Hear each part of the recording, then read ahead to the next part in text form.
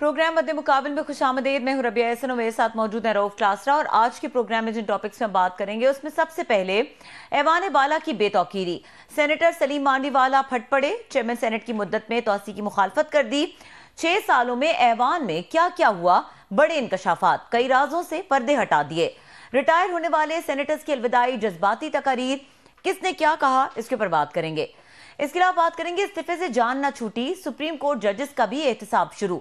Justice Mazahir Akbar Naqvi miss conduct के मुर्तकिब करार, supreme judicial council ने बरतरफ करने की सिफारिश कर दी।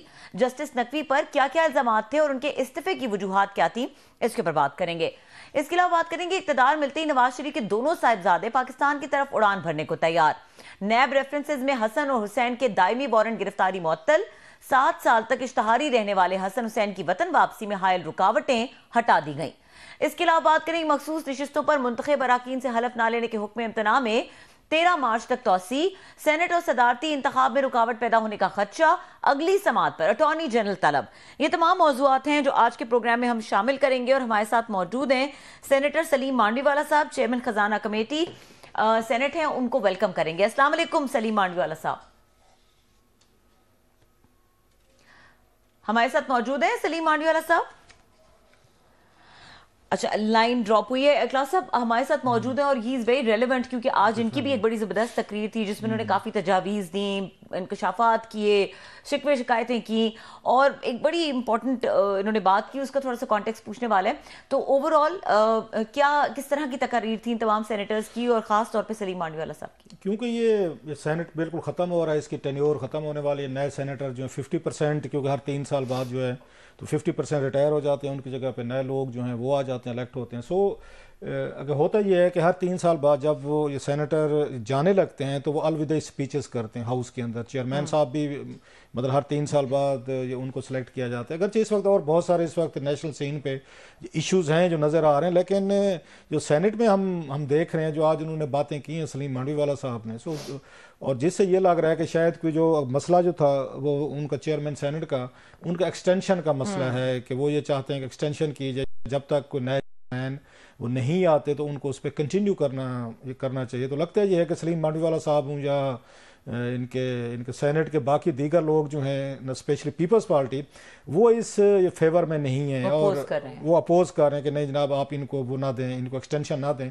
और पीपल्स पार्टी क्योंकि कोशिश कर रही है कि हमारा चेयरमैन सेनेट हमारा होना चाहिए, क्योंकि कौमी असम्बली की उनके स्पीकर की जो उसमें डिवीजन थी या तकसीम हुई है फार्मूले की, वो तो कौमी असम्बली चली गई उनके पास, नवाज लीग के पास। अब जो चेयरमैन सेनेट का जो ये ओहदा है ये रहना है इनके पास पीपल्स पार्टी के पास। पीपल्स पार्टी को मैं आपको पहले बता चुका हूँ कि एक दो हम खबर दे भी चुके हैं, जरदारी साहब पे बड़ा दबाव है कि आप अनवारुल हक काकड़ साहब जो हैं उनको एज चेयरमैन के तौर पर उनको लेकर आए, और जिसको वो रिफ्यूज भी अभी तक रजिस्ट, मैं कहूँगा रजिस्ट करूँगा, refusal may be a bit early या थोड़ा सा सख्त हो जाएगा, लेकिन अब तक वो रजिस्ट कर रहे हैं। साथ में अगर वो नहीं करते, आपको पता है पाकिस्तान एस्टेब्लिशमेंट के बगैर बड़े ओहदे जो हैं वो लेना मुश्किल हो जाता है। वो शहबाज शरीफ साहब हूँ, वो आपने वीडियो भी देखी होगी चल रही है कि जिसमें अगर आर्मी चीफ जब मिलने गए हैं प्राइम मिनिस्टर हाउस ऑफ बहर उनको रिसीव करने गए हैं, उल्टा उनको सैल्यूट मार रहे हैं और एक तरह की एम्बेरसिंग सिचुएशन अपने लिए भी पैदा कर रहे हैं, मेरा ख्याल है आर्मी चीफ साहब के लिए भी पैदा कर रहे हैं। वो भी एक्सपेक्ट नहीं कर रहे होंगे कि प्राइम मिनिस्टर साहब जो है वो बहर तक आएंगे और आके मुझे सैल्यूट आगे से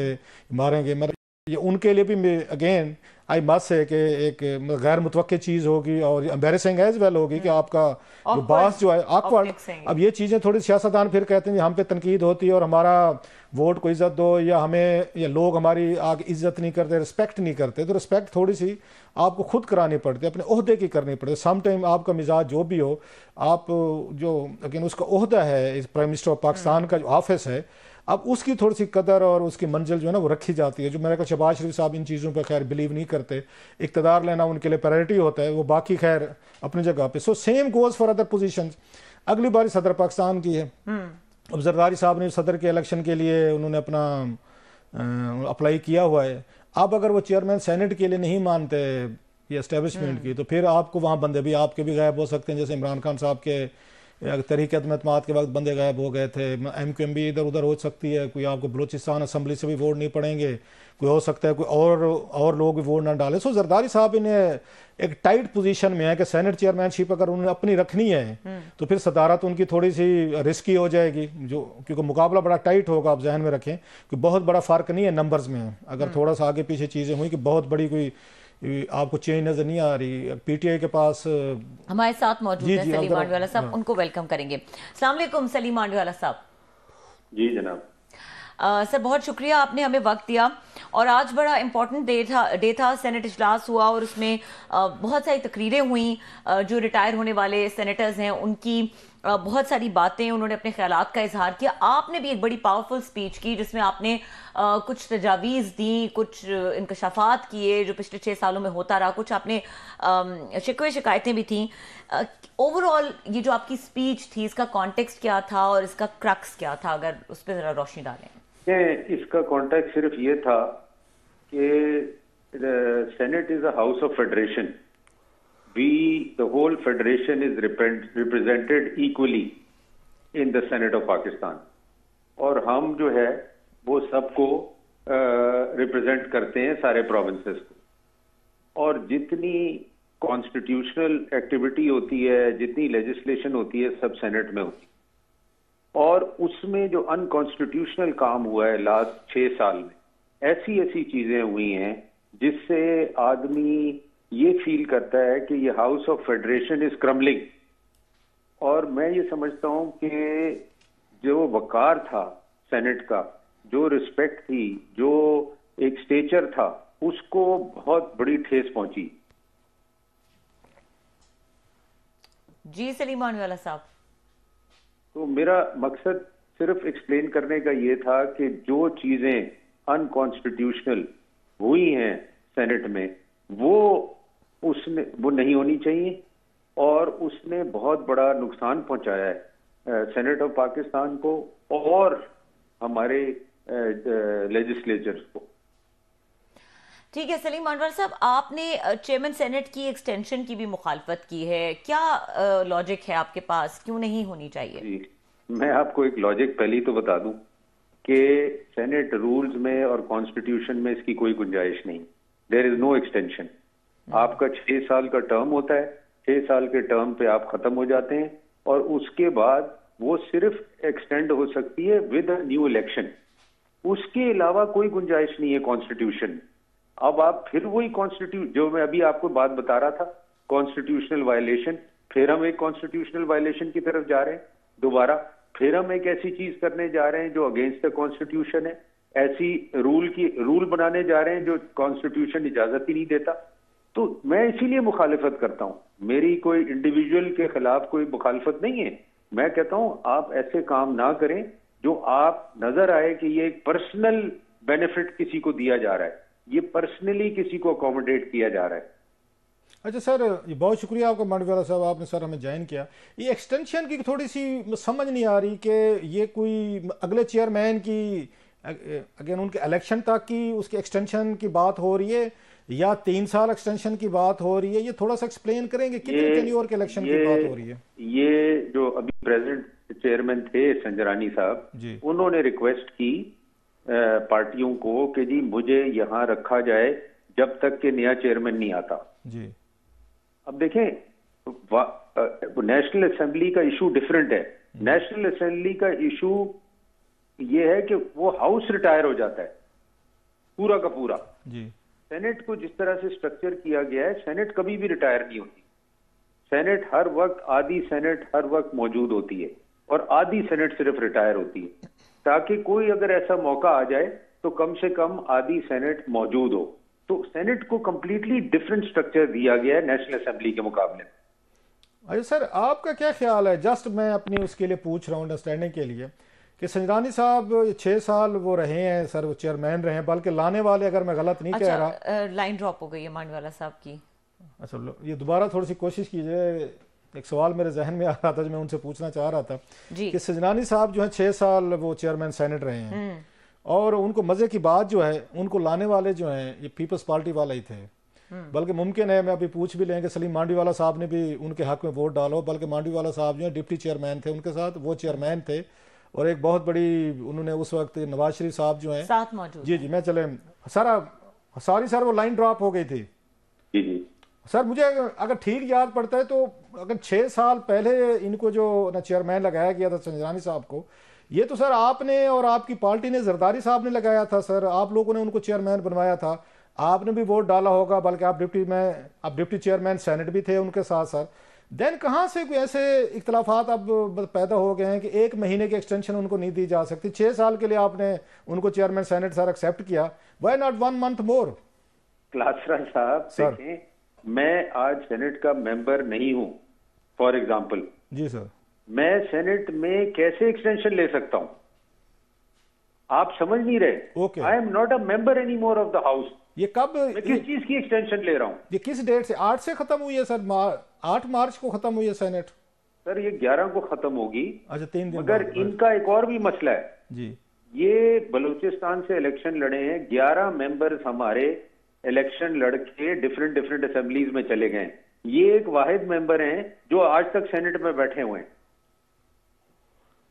नहीं तो आपको क्या लगता है कि वो कोई उसका नेक्स्ट चेयरमैनशिप के लिए कोशिश करेंगे? सेनेटर तो फिर उन्हें दोबारा इलेक्ट होना पड़ेगा बलूचिस्तान से। बिलीव मी, मुझे नहीं समझ में आ रहा कि ये इसका मकसद क्या है, इस चीज को करने का, इसकी वजह क्या है, मुझे नहीं समझ में आ रही। और जो मुझे सुनने में आता है कि जी वो एडमिनिस्ट्रेटिव कंट्रोल अपने पास रखना चाहते हैं, सेनेट की फाइनेंस का कंट्रोल अपने पास रखना चाहते हैं, और जो ये नौकरियों शौकरियों के चक्कर हैं, पोस्टिंग ट्रांसफर के चक्कर हैं, ये सब चीजें अपने कंट्रोल में रखना चाहते हैं जब तक वो रख सकते हैं। और इसका कोई मकसद नहीं, क्योंकि technically he is not member of this house. अच्छा सर, आपको क्या मतलब है, हमने वही जैसे मैंने कहा जरदारी साहब और आप साहब ने उनको चेयरमैन बनाया, तो कहाँ पे फिर इख्तलाफात पैदा हुए सर? क्योंकि जरदारी साहब ने भी एक दिन उनकी वीडियो आई थी, वो संजरानी साहब को कह रहे थे, वो गुफ्तगू जो हो रही थी किसी शादी पे, तो उससे लग रहा था कि जरदारी साहब कुछ ज़्यादा खुश नहीं है संजरानी साहब से। सो कहीं ना कहीं संजरानी साहब और आपके दरमियान कोई अगेन कोई इख्तलाफात हुए जरदारी साहब के साथ, या उन्होंने साइड्स बदल ली, या क्या हुआ सर? सर वो साइड्स तो वो बदलते रहे हैं ना, काफी साइडें बदली हैं उन्होंने, और वो हमेशा वो साइड पे कोशिश करते हैं जाने की जहां मैं एडजस्ट हो सकूं और मैं अपनी कंटिन्यूटी रख सकूं। पहले वो पीटीआई में थे, फिर वो नून में आ गए, फिर वो हमारे साथ आ गए, तो वो तो ये चलता रहता है उनका, ये तो कोई नई बात नहीं है। नहीं, जब आपके पास आए थे किसी सुलह सफाई से आए थे या किसी कोई बड़े आदमी की सिफारिश पे आए थे सर? सर वो तो पैराशूट से आए थे ना।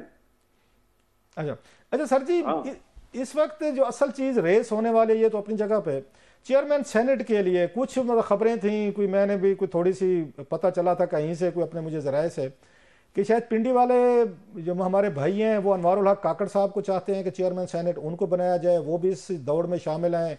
आप लोगों को शायद कोई डिफरेंट चॉइसेस हैं सर, ये थोड़ा सा कोई कुछ शेयर करेंगे कि?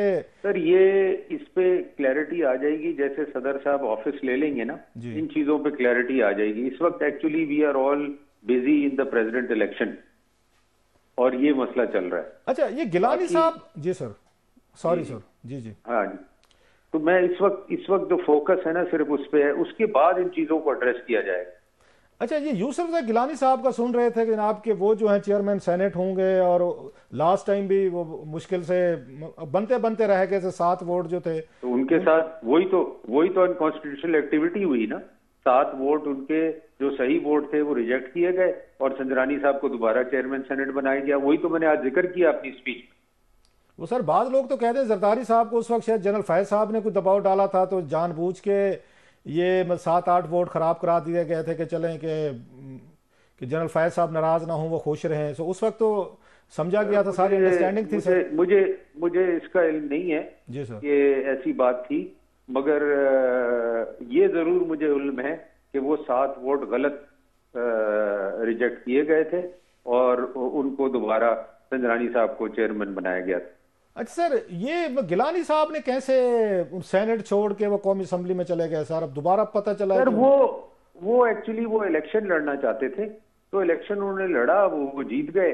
अब वो चाहते हैं कि मैं दोबारा यहाँ आऊं और मैं चेयरमैन सेनेट का इलेक्शन लड़ूं, तो ये तो सियासत है, इसमें कोई ऐसी बात नहीं। नहीं, उन्होंने वहां पे एमएनए का हलफ लेके फिर वहां से रिजाइन करके फिर दोबारा सेनेट में आ रहे हैं सर वो। जी जी जी। तो उनके कितने चांसेस हैं? आपकी पार्टी फाइनल कर चुकी है कि गिलानी साहब ही नए चेयरमैन सेनेट होंगे सर? सर वो एक्चुअली मैं आपको बता रहा हूँ ना, बेसिकली उनको लाने का मकसद ही यही है। ये सेनेट में? जी जी। तो आपके क्या चांसेस हैं सर? आप भी जरदारी साहब के बड़े करीब रहे हैं, आप भी सर बड़े। देखें सर, इसमें कोई करीब वरीब की बात नहीं होती। इसमें तो जो भी पार्टी डिसाइड करेगी वो उसको इम्प्लीमेंट करेगी। अच्छा, इसकी डिप्टी चेयरमैन सेनेट की सीट वो आपके पास है या वहां नवाज लीग का कोई बंदा आएगा सर? सर वो पीएमएलएन को दिया हुआ है। अच्छा, जैसे कौमी असेंबली में हुआ है कि वहाँ स्पीकर उनका है और डिप्टी वैसे आपका है सर? वैसे ही वैसे ही। अच्छा अच्छा सर जी, ये आपने जो इसमें बातें की हैं, जो सेनेटर्स का कहा है कि बहर बैठ ट्रैवल करने जाते हैं कोई, वो भी आपने बहुत सारे इश्यूज रेज किए। वो मैं आपसे लिस्ट शेयर करूंगा। अच्छा, मतलब है आप कह रहे हैं कि एक सेनेटर है बेचारा जो पूरे पूरे साल कहीं नहीं किया, और एक सेनेटर है 10-10 दौरे करके आया। अच्छा सर, जरा थोड़ा सा नेशनल पॉलिटिक्स पे आ जाते हैं सर। आपने वो तो चलो वो सेनेट वाला हो गया। इसाक डार साहब जो थे सर, क्योंकि आप खुद फाइनेंस मिनिस्टर रहे हैं, आप फाइनेंस को आप भी समझते हैं, कमेटी के चेयरमैन भी हैं। अब फाइनेंस कमेटी से उनको हटा के औरंगजेब साहब को लाया जा रहा है। मतलब आप इस चेंज को कैसे देखते हैं? पहले भी बैंकर्स रहे हैं सर हमारे पास, शौकत तरीन साहब रहे हैं, मोइन कुरैशी साहब रहे हैं, इससे पहले शौकत अजीज साहब रहे हैं। बैंकर्स का एक कहते हैं टनल, एक माइंड सेट होता है, डिपॉजिटर माइंड सेट होता है, उसके पास वो इकोनॉमिक सोच, अप्रोच, विजन नहीं होता। लेकिन हर दफा हम कोई ना कोई सर कोई बैंकर लेके आते हैं। ये बैंकर के साथ हमारी रूलिंग लीड का इतना रोमांस क्यों है सर? सर वो मेरा ख्याल ये है कि आपने देखा होगा, पहले हम शाद अख्तर को लाए, हमारे जमाने में हफीज शेख को लाए, पीटीआई में शौकत तरीन साहब आए। Basically the concept is to bring the professional जी, और इसके बिहाइंड, इसके पीछे कोई और चीज नहीं है। और वो फील करते हैं कि professional can deal with the multilaterals, professional can deal better with the IMF, professional has a more better view how to do a transaction with them. तो ये बेसिकली इसका एक पॉइंट ऑफ व्यू होता है। तो आपका क्या ख्याल है, एक बैंकर अच्छा वजीर खजाना हो सकता है सर? सर अब ये तो देखें, जिस चीज के लिए उनको लाया जा रहा है, वो मेरे ख्याल वो एक जिस टास्क के लिए आ रहे हैं, वो फिर पता चलेगा एग्जैक्टली कि उसमें क्या डिलीवरी वो कर पाते हैं और क्या क्या कर सकते हैं। तो आपका डार साहब का हटाया जाना, how do you view that, कि ठीक फैसला है नवाज लीग का, और उनको फॉरेन मिनिस्टर बना देना, जिस बंदे ने सारी उम्र फाइनेंस हैंडल की हो, डील की हो पिछले 30-35-40 साल में, वट एवर टाइम, उनको अचानक उठा के वहां पे फॉरेन मिनिस्ट्री में लगा दिया जाए? तो आप समझते हैं कि फाइनेंस का बंदा फॉरेन मिनिस्ट्री में जाके फॉरेन वो एडजस्ट हो जाएगा सर? देखिए अभी ये तो वक्त बताएगा, मैं यही कह सकता हूँ, और तो मैं कुछ नहीं कह सकता। वैसे आपके क्योंकि कोलीग्स हैं सारे, आई अंडरस्टैंड सर, बाज़ मुश्किल हो जाता है। उसमें मिफ्ता इस्माइल साहब रहे हैं, शौकत तरीन साहब रहे हैं, हफीज शेख साहब रहे हैं, डार साहब रहे हैं, आप खुद भी फिर फाइनेंस मिनिस्टर रहे हैं सर। आप कैसे इनको एवेल्युएट करेंगे इन तीनों चारों को सर? मतलब किसका टेन्योर, किसका दौर आपको लगता है कि बेहतर था?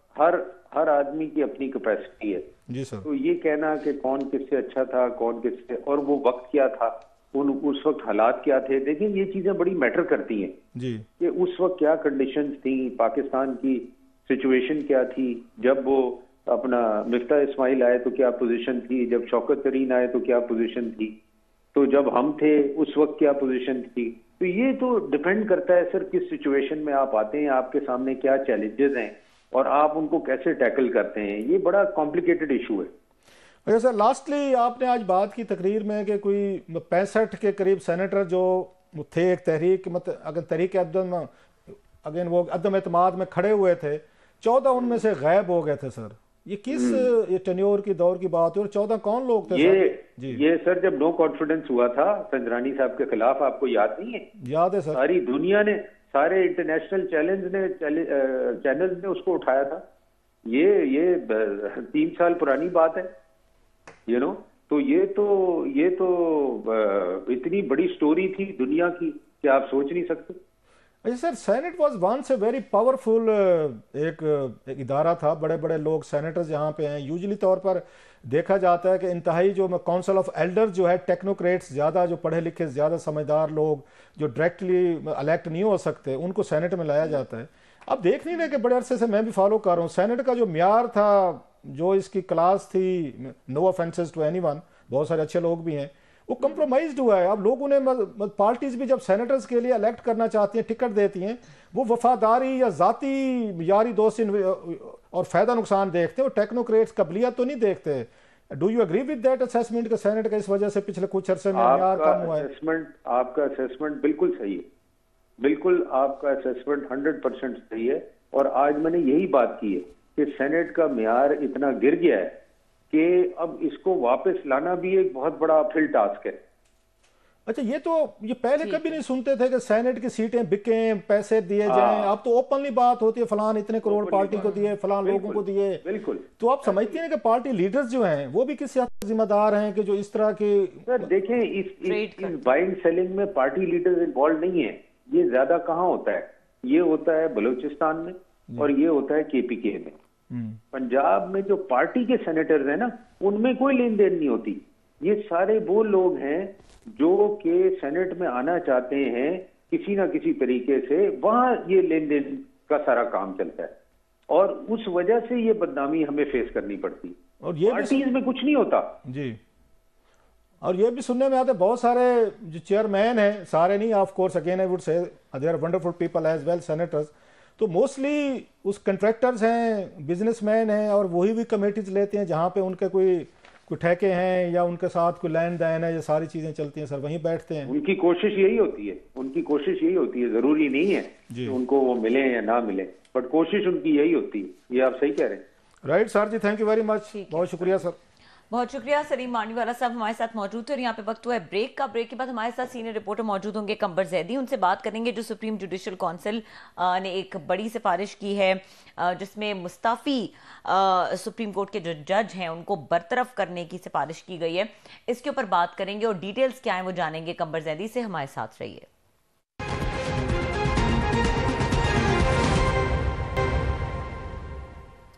Welcome back. और हमारे साथ सीनियर रिपोर्टर कंबर जैदी मौजूद है, उनको वेलकम करेंगे। अस्सलाम वालेकुम कंबर जैदी। वालेकुम सलाम रबिया। कंबर, बहुत शुक्रिया आपने हमें वक्त दिया। कंबर, स्टार्टिंग फ्रॉम दिस कि आज सुप्रीम जुडिशल काउंसिल ने जस्टिस मज़ाहिर अकबर नकवी को मिसकंडक्ट का मुर्तकिब करार दिया और उन्होंने सिफारिश की है सदर पाकिस्तान से उनको बरतरफ करने की। ज़रा इसकी डिटेल्स बताइएगा, थोड़ा कॉन्टेक्स्ट भी बता दीजिए हमारे नाज़रीन के लिए। देखें, सुप्रीम जुडिशल काउंसिल में जस्टिस मज़ाहिर अली अकबर नकवी के खिलाफ 9 शिकायत आई थी, जिसमें 9 मुख्तलिफ चार्जेस थे। मियां दाऊद की जानिब से एप्लीकेशन दायर की गई थी, फिर इसमें बार काउंसिल भी आ गई थी और इसमें डिटेल कार्रवाई हुई। During that proceeding justice Mazahir Ali Akbar Naqvi ने इस्तीफा दे दिया और उस इस्तीफे के बावजूद जो है सुप्रीम जुडिशल काउंसिल ने ये कार्रवाई चलाई और आज इसकी फाइनल डिसीजन आया है जिसमें सुप्रीम जुडिशल काउंसिल ने अपनी राय दी है और जो अपनी सिफारिश है वो सदर मुमलिकत को कर दी गई है। इस डिसीजन में बेसिकली जस्टिस मज़ाहिर अली अकबर नकवी के हवाले से ये कहा गया है कि वो मिसकंडक्ट के मुर्तकिब हुए और लिहाजा जो है उनको बरतरफ करने के जो अहकामात हैं सुप्रीम जुडिशल काउंसिल की जानिब से, वो सिफारिश की सूरत में जो सदर मुमलिकत हैं उनको अड़साल कर दिए गए हैं। जस्टिस मज़ाहिर अली अकबर पे जो इल्जामात थे उनमें प्रॉपर्टी के लेन देन का मसला था, माइनर्स को प्रॉपर्टी में ऐड नहीं किया गया था उसका मसला था, उनके बेटे की जो फॉर्म थी जो कैपिटल स्मार्ट सिटी में वो जॉब करते थे उनका मसला था। एक शो कॉज नोटिस में जस्टिस मज़ाहिर ने अपने पे लगे हुए 9 इल्जामात का जवाब दिया था, लेकिन वो सुप्रीम जुडिशल काउंसिल ने उनसे 2 से 3 दफा जो 2 दफा शो कॉज नोटिस जारी किया था तो दूसरी दफा जवाब दिया था।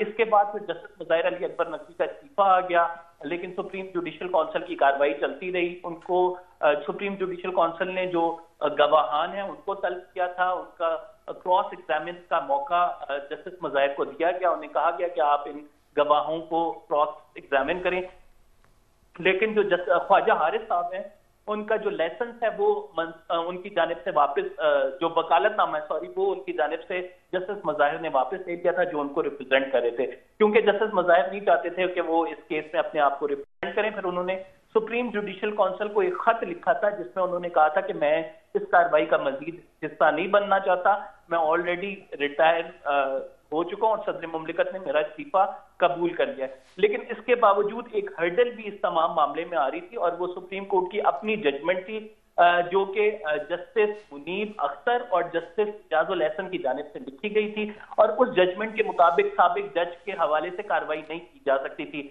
आफिया शायर बानो केस की जजमेंट को भी इस पर्टिकुलरली केस के लिए इसमें अपील आई विफाक की जानिब से, फिर ये फैसला किया गया कि जो जज के खिलाफ सुप्रीम जुडिशियल काउंसिल में कार्रवाई चल रही होगी, अगर वो इस्तीफा दे तो उसकी कार्रवाई जारी रखी जाएगी। और फिर इसके बाद फिर ये हुआ कि सुप्रीम जुडिशियल काउंसिल ने फाइनली आज इस मामले को कंक्लूड किया। अच्छा, ये बताइएगा, ये कंबर बड़ी आपने तफसील से पूरा इसको रिकैप किया है, इसमें जब उन्होंने इस्तीफा दे दिया था उसके बाद भी ये प्रोसीडिंग जारी रही हैं। सो अब इससे जो मैं समझा हूँ, प्लीज़ आपने मुझे करेक्ट करना इफ आई एम रॉन्ग, कि जब आप इस्तीफा दे देते हैं तो फिर आपको सारे पर्क्स एंड प्रिविलेजेस जो हैं, पेंशन, गाड़ी, बिजली के यूनिट या जो भी आपको मतलब साथ मिलता है, 12-14 लाख जो भी आपकी तनख्वाह होती है, पेंशन मिलती है, जब आप कोई बरतरफ किया जाए तो फिर again you can't claim any benefits, कोई पेंशन नहीं है, कोई गाड़ी, पेट्रोल, कोई चीज़ नहीं है। Am I correct? जी एग्जैक्टली क्लासा साहब, अगर आप इस्तीफा देते हैं, जैसे कि जस्टिस इजाजुल एहसन का केस हमारे सामने है, उनकी सुप्रीम जुडिशियल काउंसिल में कार्रवाई नहीं चल रही थी तो वो उनको पूरे पर्क्स एंड प्रिविलेज मिले हैं क्योंकि वो रिटायर हुए। जबकि अगर सुप्रीम जुडिशियल काउंसिल आपको बरतरफ करे तो आपके जो रिटायरमेंट बेनिफिट्स हैं, जो पर्क्स एंड प्रिविलेज मिलते हैं जजेस साहिबान को रिटायरमेंट के बाद, वो तमाम खत्म हो जाते हैं क्योंकि वो आप मिसकंडक्ट के मुर्तकिब करार पाए और हुकूमत पाकिस्तान ने जो सरकारी नौकरी है उससे बरतरफ आपको कर दिया, तो लिहाजा वो जो कुछ भी है वो नहीं उनको जस्टिस मज़ाहिर अली अकबर नकवी को मिल सकेगा। अच्छा, ये बताइएगा कि अब जब के तरफी की उस समरी चली गई है प्रेसिडेंट साहब को, कितने % चांसेस हैं कि प्रेसिडेंट साहब इसकी अप्रूवल देंगे और क्या उनकी पावर्स क्या कहते हैं कि अगर वो अप्रूव नहीं करते तो भी सुप्रीम कोर्ट ऑफ पाकिस्तान कुछ अगर दिनों के बाद, जैसे बिल होते हैं, बिल को अगर वो ना मंजूर करें तो फिर 28 दिन बाद या 14 दिन बाद वो एक ऑटोमेटिक लॉ बन जाते हैं। तो इसमें लॉ क्या कहता है कि अगर वहाँ अलवी साहब जो हैं वो नहीं अप्रूवल देते इनके इस रिकमेंडेशन की तो देन या उन पे बाइंडिंग है वो देंगे? नहीं, इस पे सुप्रीम जुडिशियल काउंसिल को जो सिफारिश करती है सदर मुमलिकत के लिए बाइंडिंग होता है, वो उस पे जो है वो अमल करना। अभी सदर आरिफ अलवी साहब नहीं करेंगे क्योंकि इन्होंने तो इस्तीफा मंजूर कर लिया था, तो आने वाले सदर कर देंगे, थोड़ी देर पेंडिंग हो जाएगा।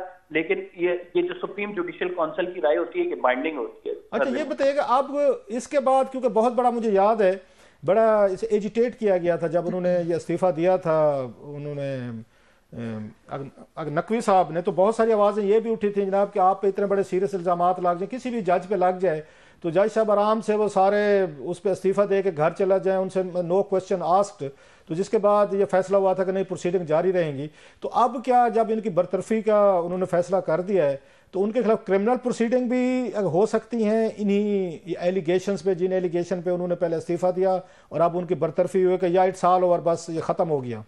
देखें, सुप्रीम जुडिशियल काउंसिल की जानिब से जो प्रेस रिलीज जारी की गई है, जो ऑर्डर जारी किया गया, उसमें तो बज़ाहिर क्रिमिनल प्रोसीडिंग इनिशिएट करने का या किसी नैब के हवाले करने का उनका केस, वो कुछ भी नहीं कहा गया। लेकिन अलबत्ता कोई प्राइवेटली उनके केस को चैलेंज करे और उनके जो जायदादें हैं उसको क्रिमिनली सिविल कोर्ट में चैलेंज कर दे तो वो हो सकता है। अलबत्ता सुप्रीम जुडिशियल काउंसिल ने अपनी राय को यहीं तक महदूद रखा है कि वो समझते हैं कि वो मिसकंडक्ट के मुर्तकिब करार गए और लिहाजा इस वजह से उन्होंने जो है जज साहब को सरकारी नौकरी से बरतरफ। अच्छा, आपको कोई याद पड़ता है कोई रिसेंट हिस्ट्री में इस तरह के कोई मौके आए हों? ये तो ज़रूर हैं, 2-4 मुझे याद हैं, जब जज साहबान ने उन्होंने इस्तीफे दिए थे। अगर हमूदुर रहमान साहब बड़े मशहूर उसमें जज रहे हैं जिन्होंने वो इंक्वायरी रिपोर्ट भी लिखी थी 71 की, उनके साहबजादे थे, उन्होंने भी इस्तीफा दिया है, मुझे याद पड़ रहा है।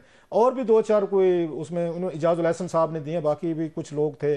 तो कभी ये भी सुना है आपने कि इस तरह का ये प्रोसीडिंग करके बरतरफ किया गया हो जज साहब को इन द पास्ट? मेरे जहन में तो नहीं आ रही, मैं कि शायद आप जुडिशरी को कवर करते हैं, आपके पास हो। सो एक नया ट्रेंड सेट किया जा रहा है कि जज साहबान सिर्फ इस्तीफा दे के घर नहीं जाएंगे, they will face proceedings as well. Klasra साहब, ये बिल्कुल एक नया ट्रेंड है। इस वजह से मैं इसे कह रहा हूँ नया ट्रेंड है कि पहले अगर इस्तीफा आ भी जाता था और सुप्रीम जुडिशियल काउंसिल की कार्रवाई हो रही होती थी तो वो जो जज साहब है उनका चैप्टर क्लोज हो जाता था।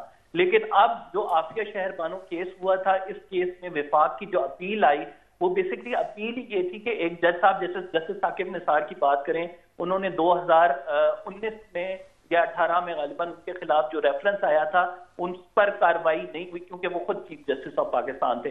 फिर जब वो चले गए तब उस रेफरेंस पे जो सुप्रीम कोर्ट में उसको चैलेंज कर दिया गया। फिर सुप्रीम कोर्ट के 2 जजेस जस्टिस मुनीब और जस्टिस इजाजुल एहसन ने ये फैसला दिया था कि रिटायर्ड जजेस के खिलाफ कार्रवाई नहीं हो सकती।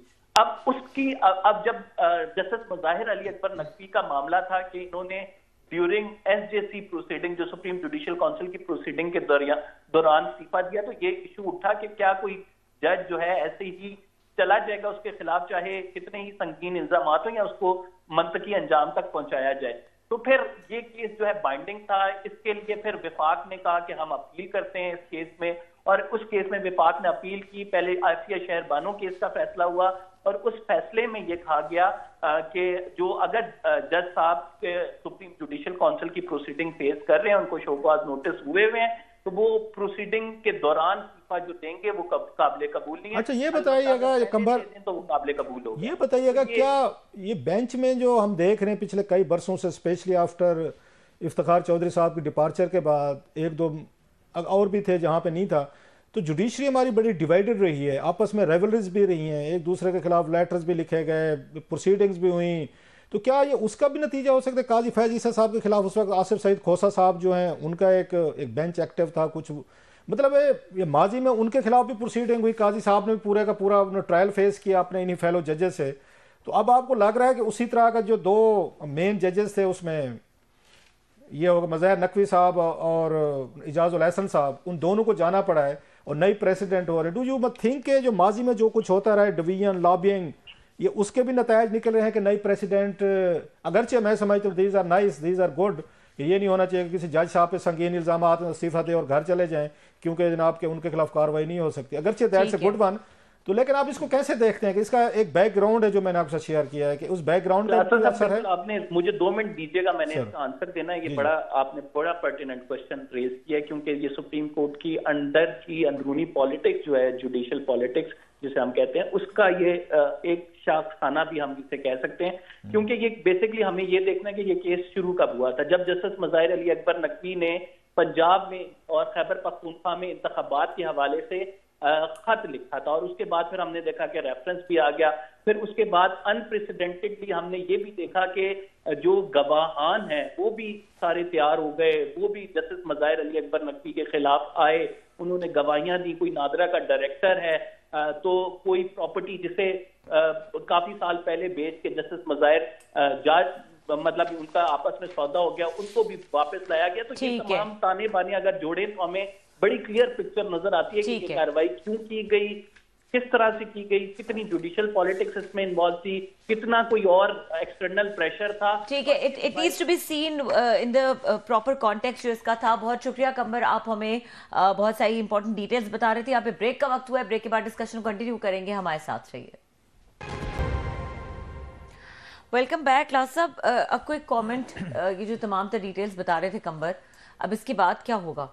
एक तो बड़ा आपको याद होगा इस पे बड़ा एहतजाज हो रहा था कि जजेस हूँ या उसमें हमें कहा जाता है जर्नल्स हूँ या दीगर लोग अकाउंटेबिलिटी के हवाले से क्वेश्चन आम आदमी हमेशा रेज करते रहते हैं। आर्मी से जब बात होती थी वो कहते हैं हमारा अपना एक मैकेनिज्म है, सिस्टम है, मिलिट्री ट्रायल कोर्ट्स, तो हम उनके करते रहते हैं, ज़्यादा उनको हम अगर तशहीर नहीं करते इसका मतलब ये नहीं है कि अकाउंटेबिलिटी नहीं है। बहुत सारी खबरें आती भी थी, बहुत से लोगों कोर्ट मार्शल भी और सजाएँ भी हुई, तो जुडिशरी भी ये कहती थी कि हमारा आप लोग जो है अकाउंटेबिलिटी नहीं कर सकते, हमारा अपना इंटरनल सिस्टम है सुप्रीम जुडिशियल काउंसिल का। अब ये देखा है कि उन्होंने इसको ब्रेक किया है, इसने जुडिशरी ने, फॉर वट एवर रीजन, जो कंबर कह रहे थे उनके पुराने मसले चल रहे थे, इंटरनल फाइट्स थी, जो भी थी। काजी फैज ईसा साहब ने भी ट्रायल फेस किया, अब ये भी ट्रायल फेस करते, उन्होंने दोनों ने नहीं किया, इजाजुल एहसन साहब ने भी नहीं किया, इस्तीफा दे दिया, इन्होंने भी दे दिया, काजी साहब तो खड़े रहे थे। सो आपने अगर इस तरह की वो चीज़ें करनी है तो फिर one has to keep his house in order, ये बड़ा ज़रूरी होता है। बाद पोजीशनों पे जो लोग टॉप पे बैठे होते हैं उनको अपना हाउस इन ऑर्डर रखना चाहिए कि आपके ओहदे का एक तकाजा होता है कि आपकी सैंक्टिटी है। हर बंदा जज नहीं होता, आप लोगों ने लोगों की ज़िंदगी की मौत और ज़िंदगी के फैसले करने होते हैं। सो आपको इन टेम्पटेशन का, छोटी मोटी चीज़ों का शिकार होना चाहिए। या तो जज ना बने ना, वकील के तौर पर आप आके करोड़ों रुपए कमा सकते हैं, यहाँ पे फिर 8, 10, 12 लाख रुपए, 14 लाख रुपए की नौकरी मत करें। अगर आपने जज लगना है फिर मत करें, फिर वकालत में रहें, अब वकील यहाँ पे 4-5 करोड़ रुपए फीस भी लेते हैं, इससे भी ज्यादा लेते होंगे। फिर पैसा कमाना मकसद था तो फिर वकालत करते रहते थे। जज लाग रहे हैं और आपको 10-12 लाख रुपया कम लगता है तो फिर आपको देना चाहिए था। So it's very unfortunate. तो लेकिन एक अच्छी चीज़ ये है कि चलें कोई इस तरीके की चीज़ें ना सामने आई हैं, एक हुई है, मतलब प्रेसिडेंट बनी है। मुझे लगता है, मैं जो हंच है कि जो अभी उन्होंने कंबर ने बात की ना कि फर्दर क्या होगा, कोई प्राइवेट सिटीजन कंपनी, मेरा ख्याल है हुकूमत खुद करेगी, मुझे लगता है। अच्छा, उसमें इजाजुल हसन साहब और इन पे अगर नकवी साहब के हवाले से उनकी अगर रिजर्वेशन या उनका गुस्सा एंगर जो है ना, मुझे लगता है कि लॉ मिनिस्ट्री किसी वक्त कोई प्रपोजल ले के ना कैबिनेट में जाएगी कि हमें जनाब इनके खिलाफ नैब को या FIA को हमें कोई रेफरेंस कोई चीजें भेजनी चाहिए। जस्ट मैं हंच, नो इन्फॉर्मेशन, मेरी रीडिंग ये कह रही है कि जिन्होंने यहाँ तक ले आए हैं वो आगे भी थोड़ा सा मेरा ख्याल जाएंगे। ठीक है, आने वाले दिनों में पता चलेगा क्लास साहब इसके बारे में। और यहाँ पे प्रोग्राम का वक्त खत्म हो गया। देखने के लिए शुक्रिया, इजाजत दीजिए, अल्लाह हाफिज।